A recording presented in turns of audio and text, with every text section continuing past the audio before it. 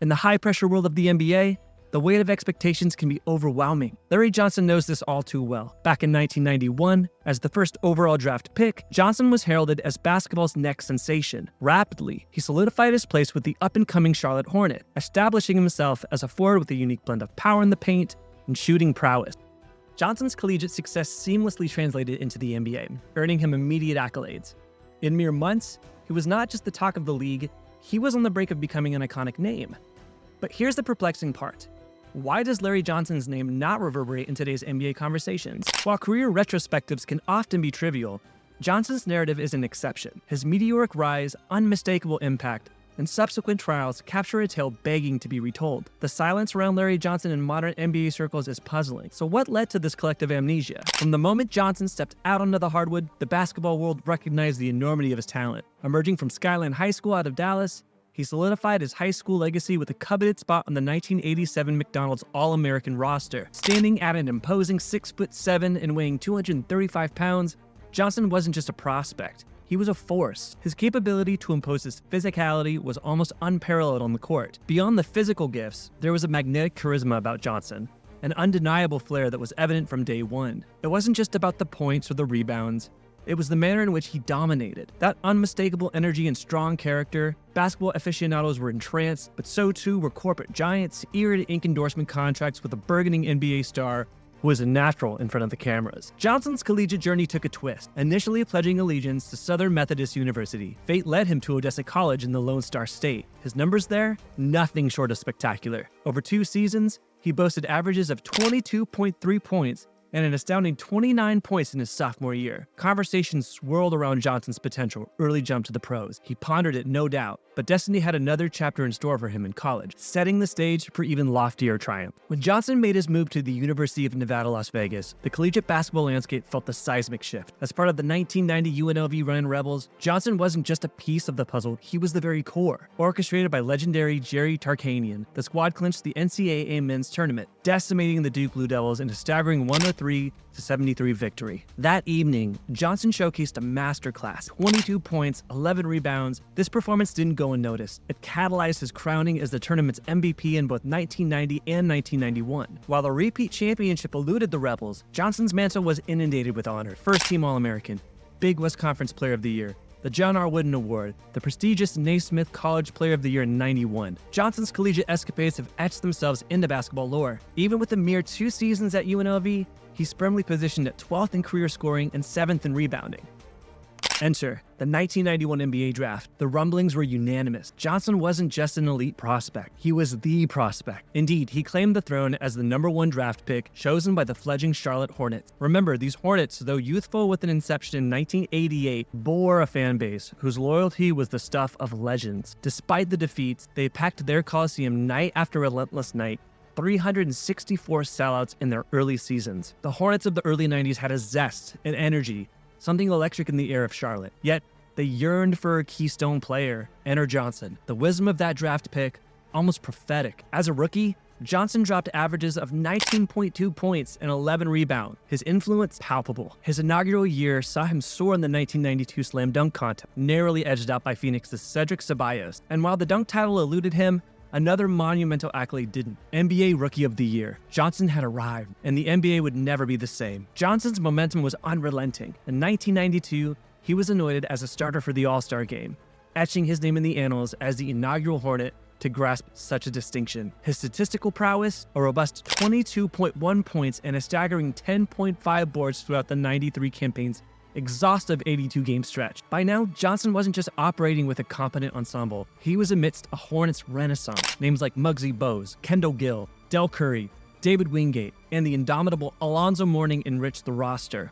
The Hornets weren't just a team, they were a cultural phenomenon. The vibrant teal jerseys, ubiquitous. As for Johnson, his ascent transcended basketball. In an era of iconic endorsements, his presence was unmistakable, crafting an image that became synonymous with the 90s. Any hoop enthusiast from that era, and even the casual observer, would recall Grandmama with a tinge of nostalgia. Johnson's collaboration with Converse didn't just spawn an endorsement character, it gave birth to a cultural sensation. So when Johnson indicated his 1990 draft aspirations, Converse had him squarely in their crosshair. Context is essential. This was the Michael Jordan era, an era where his airness transformed Nike from an under-the-radar entity to the titan of the football universe. For Converse, times were changing. As legends like Larry Brown and Magic Johnson approached the twilight of their illustrious careers, the brand sought the next vanguard. In the boardrooms of Converse, the consequence was crystal clear. Johnson epitomized that future. Quick to recognize the potential, they inked an expansive contract with the prodigious rookie. And serendipitously, Johnson's charisma shone on screen. Converse, in a stroke of marketing genius, envisioned a role for him that would soon become iconic, Grand Mama. The commercials were a masterstroke of marketing. I gotta come up with something fat, sweet on the outside, but remember, it's what's inside that counts. Johnson, draped in elderly attire, portraying his own grandmother, boasted that with Converse, even Grandmama couldn't command the court. Decked in dresses and hats evoking a bygone era, he took to the rim, dished out trash talk, and dominated pickup games. To say these commercials resonated would be an understatement. Grandmama was omnipresent, from TV spots to print media and even apparel. Her, or should I say his, influence was inescapable. The character's reach was huge. I saw this commercial more than I saw my own grandma in the early 90s. She wasn't just an ad gimmick, but a cultural zeitgeist. Johnson's character even graced the screen in a Family Matters episode, squaring off against none other than Steve Urkel. Ah, the 90s, an era unto itself. While Johnson's ascendancy on the NBA hardwood was undeniable, his grandmama persona was propelling his celebrity to stratospheric levels. Come October 1993, the Hornets anchored their future to Johnson with an unprecedented gesture, a jaw-dropping $84 million commitment stretched over a staggering 12-year extension. At that juncture, it wasn't just a statement, it was the richest contract the NBA had ever witnessed. Yet amidst this apex of his career, this monumental contract underscored more than just Johnson's cornerstone status with the Hornets. It cemented his place among the elite echelon of the NBA. Clouds were gathering on Johnson's horizon. In July of 1993, just prior to inking his historic contract, Johnson was blindsided by a jarring sensation. He described it as a blistering pain radiating from his lower back, coursing through his right leg. Only a week later, during a youth basketball camp in Dallas, the gravity of his predicament became starkly clear when his right leg buckled, sending him crashing to the hardwood. The diagnosis? A herniated disc. While it wasn't a career ender on its own, it was far from trivial. Although he showcased resilience, launching into the season with vigor, adversity struck again on December 27, 1993. A back sprain sidelined him for 31 games. Johnson, being the competitor that he was, even clinched gold at the 1994 FIBA World Cup with Team USA. But as the narrative unfolded, it became evident. This back injury lingered, casting a shadow over his illustrious journey. I want to take a moment now to talk about something that's very important to me, and that is mental health. Life, just like basketball, has its unexpected challenges. Think of Larry Johnson and his back injuries. We all face setbacks, but it's essential to know there's help out there. This brings me to our sponsor, BetterHelp. If you've considered therapy for personal growth, stress management, or tackling life's hurdles, BetterHelp can connect you with a licensed therapist. And the best part about BetterHelp is that it's entirely online, so you can connect with your therapist from the comfort of your own home. And remember, as Larry Johnson dealt with his injury and sought ways to rebound, therapy might offer you the tools to approach life's challenges differently. Are you ready to prioritize your mental health? Click the link in the description or visit betterhelp.com/basketballdive. As an added bonus, using that link not only supports our channel, but also gives you 10% off your first month with BetterHelp. Huge thank you to BetterHelp for championing mental well-being and for supporting our channel. Always remember, you're never alone and help is just a click away. At this point, Johnson's course took a pivotal turn. Compelled by circumstance, he recalibrated his game to survive the competition. Yet, these adaptations couldn't entirely stave off the challenges that would lead him to his exit from the league. In the aftermath of that taxing back injury, a discernible shift was evident in Larry's play. Remember, this was a power forward heralded for his sheer physicality, a colossus who bulldozed defenders and punctuated plays with thunderous dunks and emphatic block. The fallout from the injury, however, curtailed that signature explosiveness. While his back might have healed, the same vigor, burst, and raw power seemed elusive. Don't get me wrong, Johnson remained formidable, a towering presence on the court, but those high-flying heroics of yesteryears became a rarity. Yet Johnson, in the prime of his youth, and not ready to let go of that Hornets emblem that symbolized his meteoric ascent, took the playbook of adaptability. He embarked on redefining his court presence, recalibrating his style, a testament to the resilience of elite athletes. Before that debilitating back injury, Johnson embodied the quintessential power forward, racking up averages of 20 points and 10 rebounds per game. Yet in the aftermath, we witnessed a transformation in his game. Take the 94-95 season, where he netted 81 triples, a stark contrast to the mere 21 he drained in his first 3 years. Larry Johnson, always recognized for his playful charisma on the court, revealed his basketball IQ in full force. He adapted, fine-tuning his role, ensuring he remained indispensable to the Hornets' framework. And of course, the basketball community took notice. Fans' admiration for Johnson remained unwavering, and his peers continued to respect the work he was doing. His selection as a reserve for the '95 All-Star Game, where he contributed 10 points and grabbed 8 boards in a mere 20-minute stint, validated this evolved style of play. By all accounts, Johnson's trajectory seemed ever ascending. Amidst a Hornets team finding its feet, he emerged as one of the league's darling big men. So, where did the cracks appear?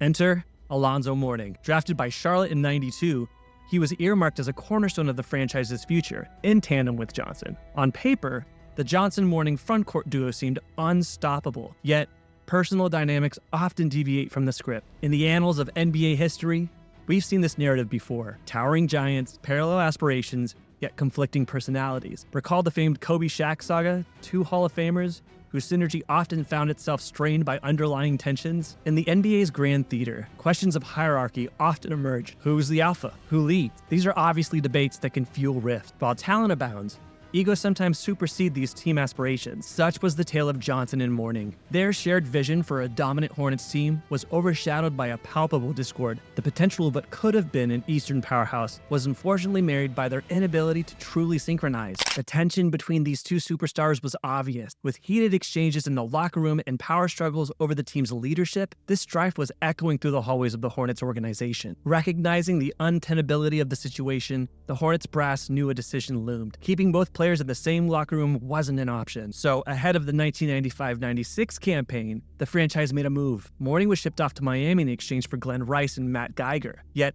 history proves you can't easily quench such deeply rooted animosity. Fast forward to 1998 playoffs, and Johnson and Mourning clashed fists in an explosive on-court confrontation. Based on their history, it's almost surprising their grievances hadn't manifested physically sooner. Review the tape, and you'll see Jeff Van Gundy desperately trying to separate the two behemoths. To the casual observer, it might have seemed Johnson had won the organizational favor, emerging triumphant from his rift with Mourning. But sports, especially the NBA, are seldom that straightforward. As the 95-96 curtain fell, Johnson found himself New York bound. In his swan song with the Hornets, Johnson maintained an impressive 20-point average. The Hornets were at a crossroads. Several seasons deep, and the franchise hungered for progress. Johnson, with his soaring stock, naturally emerged as a prime trade piece. As he transitioned to the Big Apple, many anticipated a renaissance, foreseeing an extended NBA tenure and a potential ring to go with it. Regrettably, he was already midway through his NBA journey. The sobering reality is, Johnson wasn't the force he once was on the hardwood. In his final season with the Hornets, he was posting numbers of 20.5 points, 8.4 boards, and 4.4 dimes. Yet transitioning to the Knicks, those numbers dipped to 12.8 points, 5.2 rebounds, and 2.3 assists. In an almost poetic twist, around the same period, Johnson had a cameo in the iconic movie Space Jam, portraying one of the NBA stars stripped of his talents by those mischievous aliens. Life, it seemed, was imitating art. In all 76 contests that season, Johnson was among the starting five for the Knicks. Yet there was a discernible decline in his court time, averaging 34 minutes per game, a dip from his previous year's stint. Johnson's on-court movement lacked that signature rhythm, that kinetic burst that fans had come to anticipate. Sure, he pivoted his playstyle post-injury, but the extent of that back trauma seemed more profound than initially assessed. The Larry Johnson who dazzled as an all-star seemed distant. That wasn't to suggest that Johnson wasn't a valuable asset for the Knicks. Remember, during this phase, the Knicks were among the East's elite. Just a handful of seasons prior, they'd been inches away from a championship, falling to the Houston Rockets in a heart-wrenching 3-4 series. The Knicks continued to be postseason regulars, with many pundits believing another shot at the finals wasn't far off. For New York, Johnson evolved into a quintessential role player, leveraging his versatility on the hardwood. His consistency was commendable, even if it wasn't reminiscent of his early career prowess. New York held him in high regard, an embodiment of their faith. With Johnson's starting position nearly unwavering, the goal was clear: another trip to the final. 1999 saw that aspiration realized, with Johnson playing a central role in the Knicks' championship quest. One specific moment, even today, remains etched in the annals of NBA lore. Game 3, Eastern Conference Finals versus the Pacers. Johnson, with the ball beyond the arc, 11.9 seconds on the clock, he makes his move, elevating for the shot. The Pacers' Antonio Davis collides with him mid-air, drawing a whistle from the ref, and in a twist of fate, Johnson's shot sank. The consequential 4-point play off his free throw pushed the Knicks to a nail-biting 92-91 win. That moment was the fulcrum, in their 4-2 series triumph over the Pacers. The Knicks' journey culminated in an NBA Finals showdown against the Spurs. Despite being overwhelmed by San Antonio, many argue that the Knicks' very presence in the finals was owed much to Johnson's clutch 4-point play. Regrettably for Johnson, this marked the onset of a challenging chapter.